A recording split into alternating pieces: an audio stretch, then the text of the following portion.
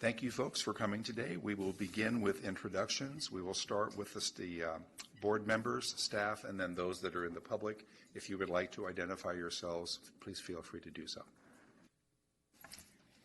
Kim Ridgway, AC Transit. Tom Horace, Tri-Delta Transit. Sharon Keiki, Tri-Delta. Rita Xavier, trying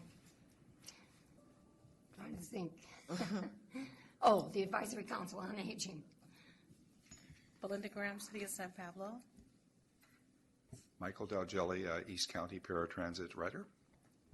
Josh Sullivan, Contra Costa DD Council. Lori Reese-Brown, City of Richmond.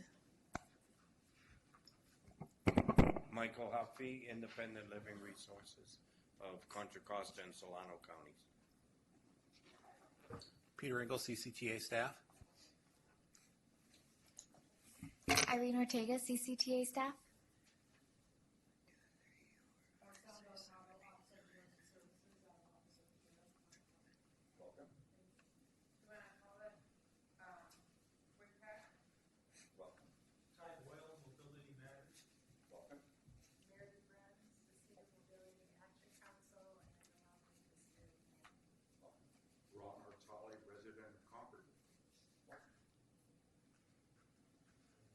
Righty. The third item would be if any members of the public would like to comment on items that are not on the agenda, please feel free to stand and vocalize your feelings. If you are willing to do it in front of the microphone, that's fine. If not, you are welcome to speak from your chairs as long as we can hear you.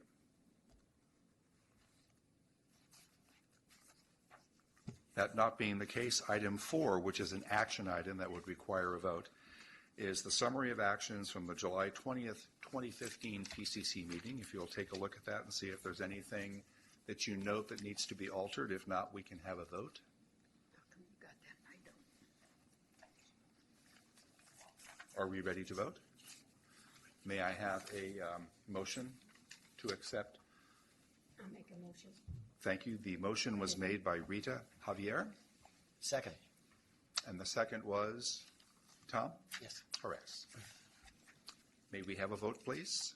All those in favor say aye. Aye. If you are not in favor, say no. If you were not here or wish to abstain, the motion passes unanimously.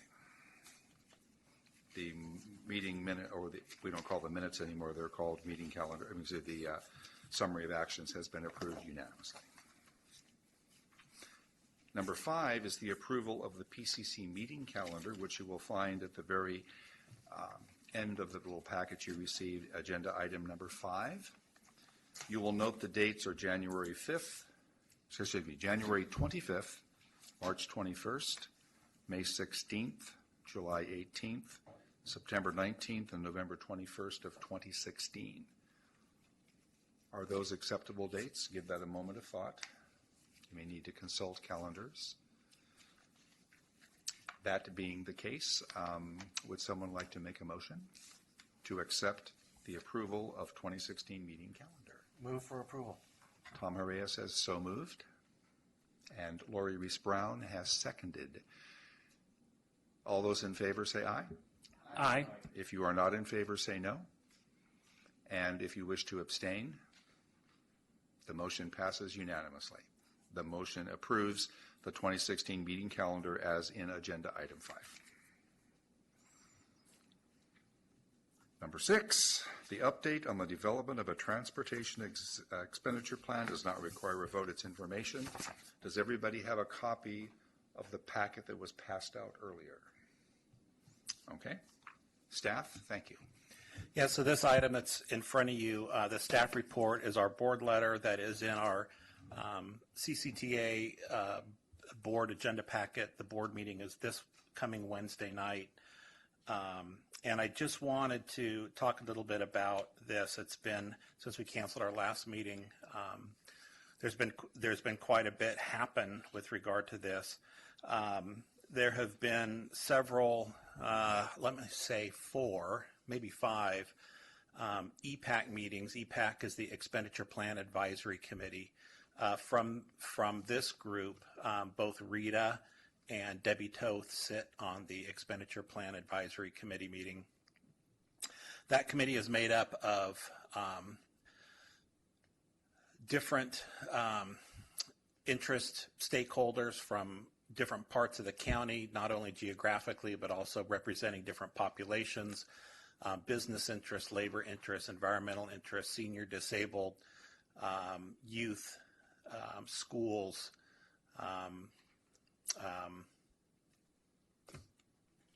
other things. I can't even, just about everything you could think of. I think there's 28 people on the committee, so it was a huge committee. And they began discussing the transportation expenditure plan. Just as a little history, Measure J, our half-cent sales tax that provides funds for capital projects, streets, roads, transit, paratransit. All the service providers that sit on the PCC receive Measure J funds. That's transportation expenditure. That funding is derived from a transportation expenditure plan. In order to be put on the ballot, you have to have a TEP that explains to the voters how the funds will be spent. So this project was putting together a new transportation expenditure plan to potentially go on the next presidential election ballot in November of 2016. When this was all put together, probably over a year ago, and our board said, you know, we're not making a decision at this point to put something on the ballot, but we know in order to make that decision, we have to have an expenditure plan so we can see, you know, what the community wants. So it was a very tight timeline. Staff started moving forward with putting the expenditure plan together, and it was thought of at that time that if everything goes smoothly, we can make it. If there's any issues, we'll probably have to defer till a different election. We have run into some difficulties, several to be exact. I won't go through them all, but they are in this report that's going to our board, talking about kind of the different hurdles that we've run into. And so what our board will be discussing Wednesday night is whether or not to go ahead and move forward. They have several options. One is to continue on course, shoot for November 2016. One is to defer to a future election. One is to just stop the process altogether. And they could come up with some other option. So I just wanted to bring it to your attention that there have been some obstacles that have made the process difficult. You can read through these in here. There's many are land use issues. Many are growth management, urban limit line issues. There's just so many asks. There's not enough money, and a lot of folks are willing to compromise at this point.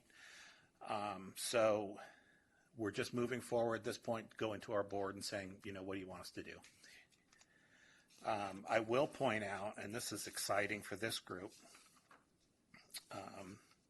in the appendix there's a discussion about the public outreach that has taken place to date.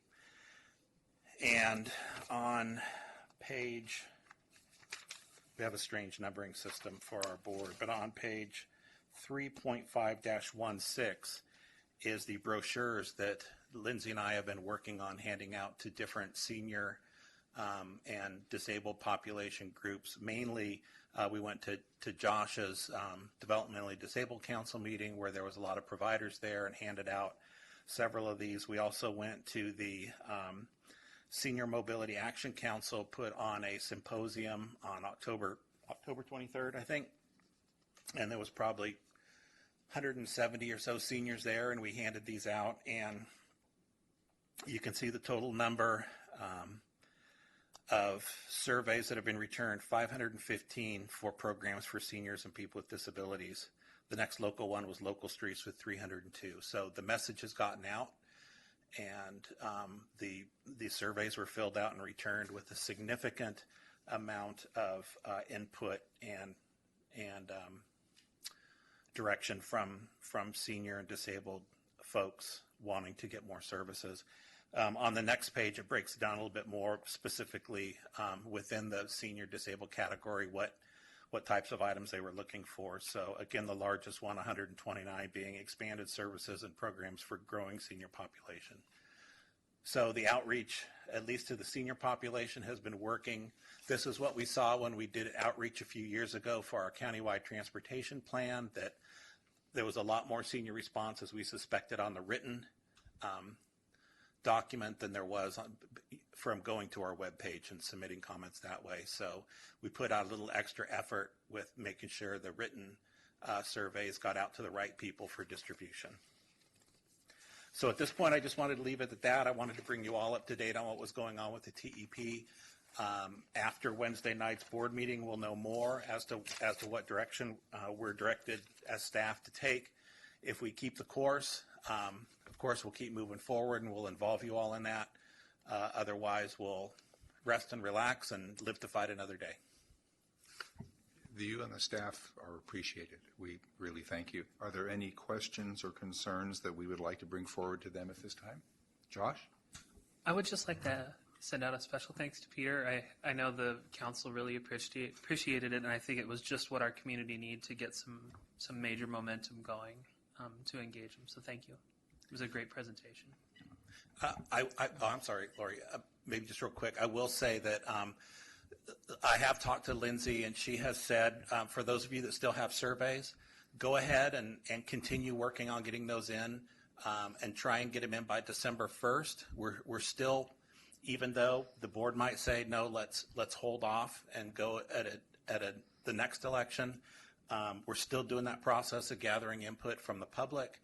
It's still important that we get information from seniors and disabled population that you need services, you need more services. So we encourage, that process to continue. Yes, Rita. I think it was Thursday night or Friday night last week, the WICTAC section, part of the county, had a telephone town hall. I think the other town halls were probably before that. I'm not sure of the dates. But I listened in on that, and there were several seniors that spoke, that they had issues or had comments to make and wanted answers. I think they said there were like 2,000 people that stayed on the line. Tom? Peter, if the board decides to move forward, we have any idea what timeline will look like in order to get something prepped? We would need, the board needs to make a final decision in July, I believe, to get it to the Board of Supervisors for their early August. I think the elections department has like an August 16th deadline or something like that. Maybe it's July 16th. Maybe I'm a month off. That sounds more reasonable. July 16th deadline. So it need to go to the Board of Soups in early July. All the cities, it needs to go to all the cities, and they need to say, okay, we're on board with this. They don't all have to agree to it. We need the majority of cities that represent the majority of the population in the county to move it forward, and then we need the Board of Supervisors to move it forward. Now, we want consensus. We want full consensus from all the cities. So working backwards from that, I think February or March, we would probably want to have a draft TEP to send to the cities for their review. Our initial plan was to have a draft this Wednesday to take to our board, but we're not there. So part of the discussion, if they decide to move it forward, will be, how we do that.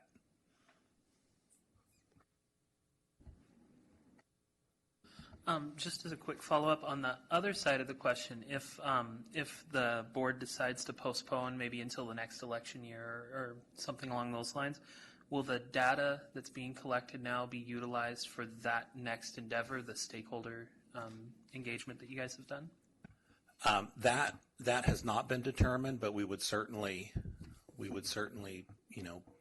use that that we have. I suspect, depending on how long we wait, it would either be November of 2018, which would be, a non-presidential election, or it would be 2020, which would be the next presidential election. Those would be the most likely because of voter turnout, with the presidential election always, having the highest voter turnout. But we have other things going on. We have the countywide transportation plan. So we've made this effort to do this public outreach, and we're going to make sure that the data is well used. All right, thank you very much. Number 7 and 8, I don't see the people who normally give those reports. Janet would be for Service Review Advisory Committee, and Laura for the Bay Area Partnership. But are there others who could comment on either one of these? Yes, Kim. Thank you. As regarding the SRAC meeting, it's me. The committee received a report of the broker relocation, which took place back in June. So they're in the new building of 1750, and this particular meeting was held at the new community room at the broker location. There was quite an extensive discussion about using credit cards to purchase East Bay Paratransit tickets, and because the research that the staff received for that particular meeting, anyone who used a credit card at that time, with the system that they were looking at, there would be an additional cost for using a credit card. So the committee asked the staff to go back and do some more research to see if there were any other options. And then there was a presentation about emergency preparedness, specifically personal preparedness, and that was the gist of the meeting.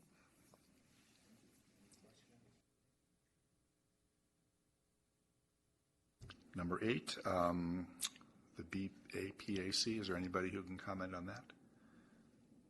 Then we will move forward to number 9. Rita, is that your report?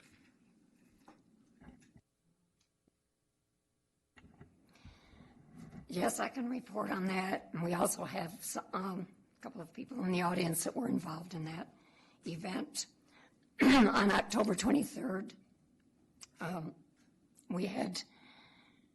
we put on an event like every other year. So on October 23rd, as Peter mentioned, we had a mobility challenges event at John Muir Medical Center, and Dr. Peter Arbor was our main speaker.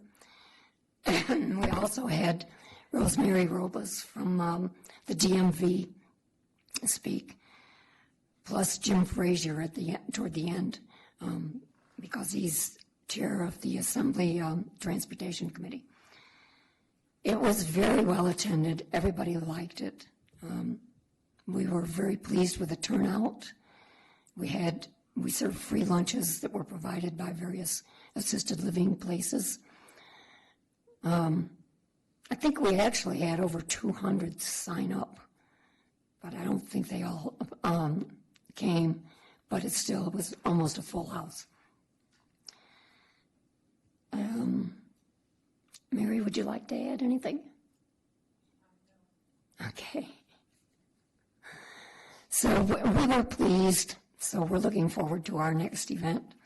And as far as the other things we're working on we've just finished our vision and goals thing for 2016, and we'll be sending that out to the Advisory Council on Aging and summarizing what we've accomplished in 2015 of the things we set out to do.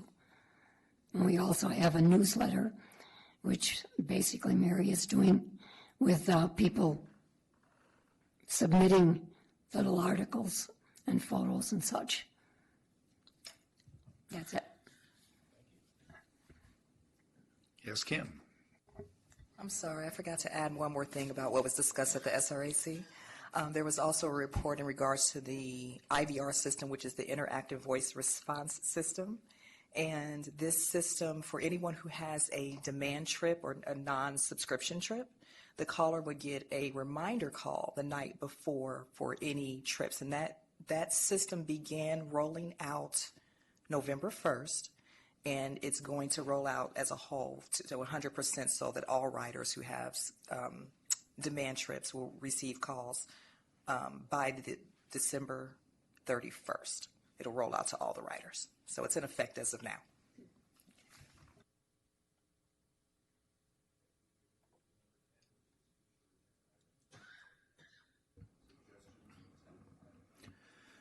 I've got a few. So Marcel, is it Marcel? Marcella? Marcel is with the Sheriff's Department and works, she's an emergency services planner. I had mentioned to her that AC Transit has done a lot of work with emergency services. She's very interested as her role in the Sheriff's Office and has a lot of concerns about emergency response when it comes to seniors and people with disabilities, and how in a disaster situation they can be evacuated, things like that. So I want to put an agenda item on in January where we can have a discussion about that. I knew a lot of the operators weren't going to be here today, and I want to make sure we have all the operators here when we have that discussion. And hopefully Kim, you or Mallory can, help, because I know you guys have done a lot of work in that area. And I think, Lori, this is something that City of Richmond has had a lot of concerns about as well. So that I definitely want to put on in January and have that as discussion. We still have a follow-up on our countywide transfers that I'm going to try and put on in January. And then we'll have, I know, some regular kind of January items. I can't think of what they are right now, but we'll probably have a couple items regarding that. One will be the schedule for the next measure for the 16, 17. Wow, we're just moving right along. 2016-17 Measure J allocations. And what Sheriff's Department? Or is that both? Contra Costa Sheriff's Office. Okay. Yeah. Okay. And isn't there something about we were supposed to have a thing before this meeting to discuss some issues? We had a little subcommittee. Yeah, we've got one application for a new member. We're going to have two. I'm working with Josh. I can't remember Nicole, who was here at our last meeting, has asked for an application. So we'll probably have two people to consider in January. One from Central County, and I think Nicole's from East County. So we have all three positions open in Central County and one position open in East County. So, and there's still one open in West County, right? For an ADA. I believe there's two openings in West County. Yes, there's two. So on the roster on the third page is all the vacancies that we have. Oh, I see. Okay. If I could read, I'd be dangerous. I've always predicted that. And I have a suggestion. I'd like staff to investigate something, or at least find out for me. I was a little bit concerned. I went to the Pittsburgh Center BART Station milestone event the other day, and I was a little bit concerned about ADA access for that site, only in the sense that it's a little bit of a walk because you have to go across a street and down to a parking lot. They're not going to have any drop-off right in front of the station for obvious safety reasons because of what street it's on. But I was just wondering if we could get some clarification about how they hope to help people that are not in wheelchairs but who are still need access, like people with walkers and that kind of thing. And you're referring to the new Pittsburgh BART station? Yeah, it's the official name of it is it's the Pittsburgh Center BART Station. Correct. Yeah. Okay. Yeah. Thank you. Tom?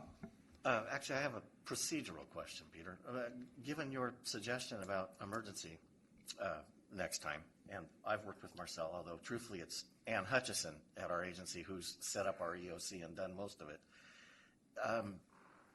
I can invite Ann maybe to be here for January then, because I know that she has an extreme interest in the same things, and she's the one that coordinates all our stuff. I think that would be helpful for the Sheriff's Office as well, to make sure that people are in the room that can be part of that discussion. Thank you. Anyone else? Okay. We will move on to item 11, which is news to share, and the ever-popular adjournment. Is there anybody who has news to share? Is there any objection? I was going to do this in the reverse, but Tom, yes. Well, actually, Michael, you could have shared this, but we have rolled out Clipper in East County, and it has been pretty good so far. Very few challenges, and I'm interested to say, or I should say it's an interest of mine, is we didn't know what participation would be like. But if you look at the counts we're getting, an awful lot of Tri-Delta Transit riders, a much higher percentage than other agencies that also rolled it out simultaneously with the group, have been tagging on with it. So we're pleased. Last Sunday, a week ago Sunday, right after the. And I also wanted to add that includes that they have a really cool system where County Connection, I haven't tested it myself, I've tested the Tri-Delta part, but apparently you can go from Tri-Delta to County Connection to Westcat to LAFTA. It would be a very long day, but you could do it. Apparently sharing the same day pass or the same fare structure, which I think is really a very appropriate thing to do. I appreciate that, but I haven't personally tested that out. So Tom referred to other agencies that simultaneously. So Tri-Delta Transit, County Connection, Westcat, and LAFTA over in the you know where LAFTA is, Wheels. Livermore, Amador Valley, all rolled out 2 Sundays ago, a week ago from yesterday. So I think that's 95%. Of 98%, it might be 100% of the Bay Area bus operators are now using Clipper. So finally, after, I won't say. Rita. I have a question, I guess, for Peter. So now they've done that. What is the plan for upgrading Clipper? I mean, they're going to go into a new plan, right? Yeah, so Tom might know better than me, but there is Clipper 2 is being planned. They don't have the money, from what I understand, to implement it, but I'm sure that'll come along in the next few years. I don't know if it's, I think it's being driven by the current agreement with the current vendor is expiring in 2 years. I think it's in 2 years, so they are planning for Clipper 2, and they have been going around meeting with all the agencies, getting input, getting ideas. I believe, correct me if I'm wrong, Tom, I believe Rick Ramasier represents all of the suburban operators in planning for Clipper 2. Is that right? Okay, Rick Ramasier is the general manager for County Connection. So he represents the suburban operators as part of the Bay Area group that's doing this planning effort for Clipper 2. Right. Kim. Are you, maybe we should think about a future agenda item, because I have never heard of Clipper 2. And I don't know how it would be different than Clipper 1. I think that's a great idea. I'll give you one example. So in the current Clipper, everything's on the card. In what they're looking at in Clipper 2 is the card is just a card and your account's kept in the back office.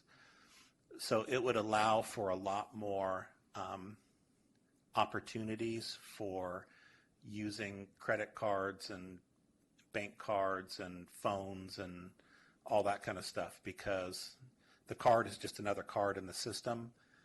So you could use other cards to access your account, which is in the back office. The difficulty has been the back office stuff, and I probably know just enough to be dangerous, so please don't quote me on any of this. Has always kind of been bank run, and there's a lot of bank regulations but everybody's been working through those with Apple Pay and Google Pay, and all that stuff's getting worked out. So that's one of the differences. That's one of the things they're looking at. It would also make it easier for paying for parking, paying bridge tolls, paying toll roads, paying all that kind of stuff. So, can I go to Nordstrom's after? If I were to take County Connection to Nordstrom's here in Walnut Creek, I could Sorry, Josh.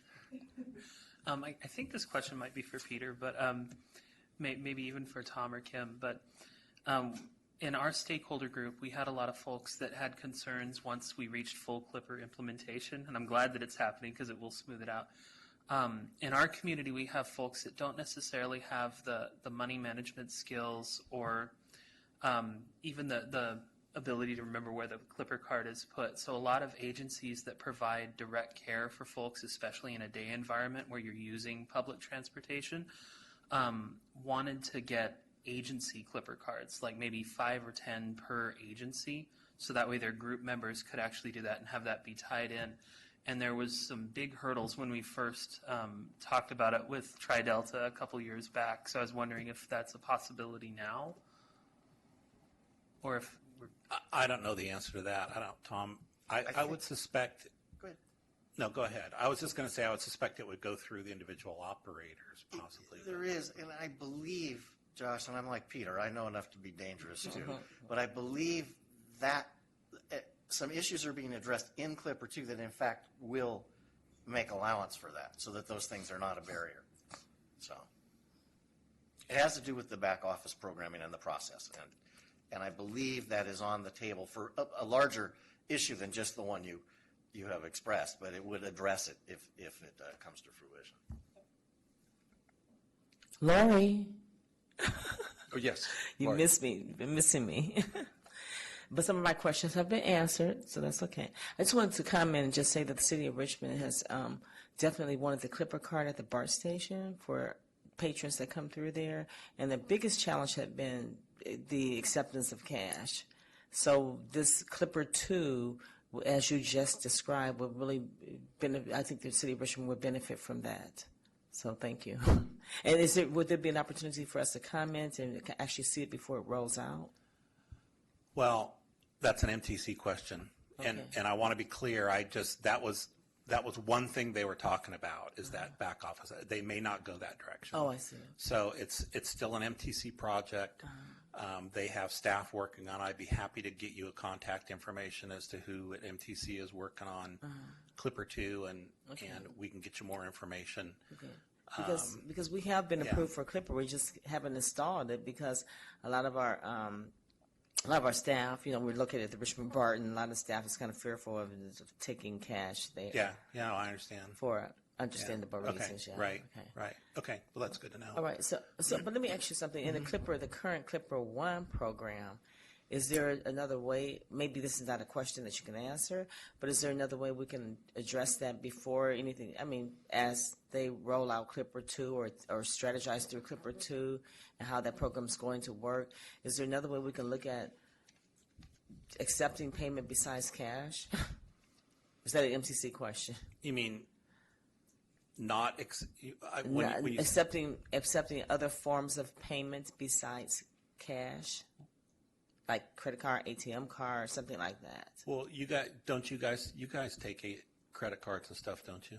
We do take credit cards, but my understanding is that we have to be able to take cash, and I think it's for the Clipper cards, and I would expect, Tom, again, correct me. Sorry, Tom, Tom and Kim, you're the two people that deal with the FTA more than anybody, but I suspect that you have to take cash as a Title VI issue, and MTC, it was part of their. There was some potential Title VI, which, if you don't know, Title VI is federal. No, I'm familiar with Title VI. Discrimination laws that when MTC was rolling out Clipper, there was some concerns about, a lot of people don't have credit cards. Excuse me. No problem. And that they would have to take cash. Yeah. Now that you have a perfectly legitimate argument for the other side of it. Yeah. And I had heard that, and I don't know how you get around that. I think that's just I don't know either. Going to figure that out, but a lot of people because you don't want to discourage cash. Yeah, and people are kind of, I think that what we're doing is because we won't take it for that reason, or it's just a challenging Right. even more challenging for our residents. Yeah, you don't want to encourage Mm-hmm. taking cash, but yeah, that we can talk to MTC about that and just Yeah. bring that up as a concern. Okay. Well, I've actually had a conversation with MTC, maybe not at the level that I could have had that conversation with them about this, but I think maybe it would be important to kind of speak with maybe some others who actually control that program from the MTC to see if there's something that we can do, because this has been a concern for the city of Richmond probably for the past couple of years, and that's the reason we haven't taken it at the Richmond BART station. Yeah. Okay. All right, thank you. Lori, I want to apologize. That's There's no okay. excuse for not noticing that you No wanted to speak problem, earlier. because my questions were answered. I appreciate that. But there's still no excuse. I should be more aware of who's That's in order. okay. We're all imperfect. Thank you. I guess that brings us to the last question, and that is there any objection to adjournment at this time? Being that there is none, the meeting is adjourned at 2:45 p.m.